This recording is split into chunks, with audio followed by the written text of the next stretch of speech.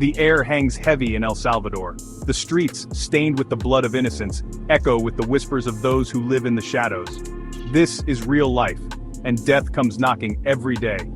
Get ready to look into the eyes of the Mara Salvatrucha, MS-13, and Barrio 18. Hold on tight, because the truth, like the grip of these gangs, is inescapable.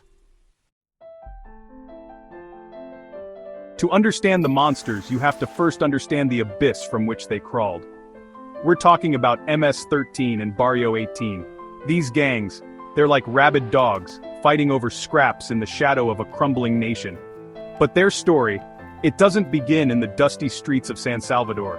It starts in the place they call the land of opportunity, the United States of America. Picture this: El Salvador, the 1980s. How? A brutal civil war tearing the country apart. Thousands flee, desperate for a glimmer of hope, a chance at a life without the constant fear of death. They find themselves in Los Angeles, a city of dreams. Yes, but also a concrete jungle where survival is a privilege, not a right. These young men, scarred by the horrors they witnessed, they found themselves unwanted, ostracized. They sought refuge in the only place that would have them, the streets. And in those streets, amidst the poverty and despair, MS-13 and Barrio 18 were born. They started as a brotherhood, a twisted kind of family for those who had lost everything. But power, it's a drug more addictive than any narcotic. What began as protection soon mutated into something far more sinister. They carved out their territories, block by blood-soaked block. Their loyalty, sealed with ink and sacrifice, knew no bounds. You might be thinking, they're just street thugs. How dangerous can they be? Let me tell you, amigo, you underestimate the reach of these bastards. MS-13, they're not just a gang, they're a fucking enterprise. A multinational corporation of violence and mayhem. Their tentacles, they stretch far beyond the slums. Drug trafficking, extortion, human trafficking, you name it, they're knee-deep in it.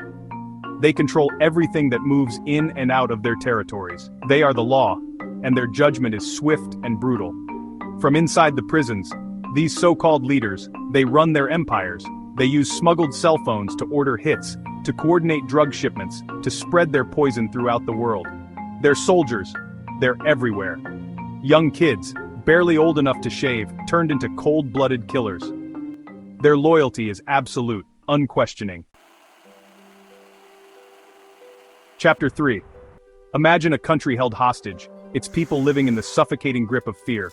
That was El Salvador, trapped in a cycle of violence, its future held hostage by the gangs. But then, a man rose to power. Nayib Bukele, the young president, he looked the people in the eye and said, "No more." He declared war on MS-13, on Barrio 18, on every gang that dared to terrorize his people. He unleashed the iron fist of the state.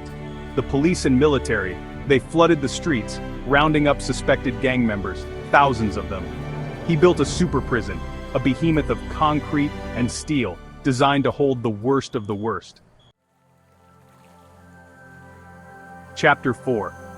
You see, the problem with monsters is, you cut off one head, two more grow back in its place. These gangs, they're not just organizations, they're ingrained in the fabric of El Salvador. They're a symptom of a deeper sickness, a cancer feeding off poverty, inequality, and despair. You can lock up every last gang member, but unless you address the root causes, the cycle will continue.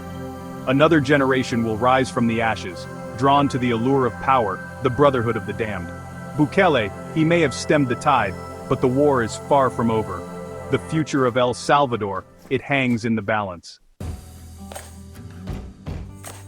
Outro. Behind bars, stripped of their power, their bodies may be confined, but their eyes, they still burn with the fire of defiance. The question lingers like the stench of gunpowder: has the story truly reached its end?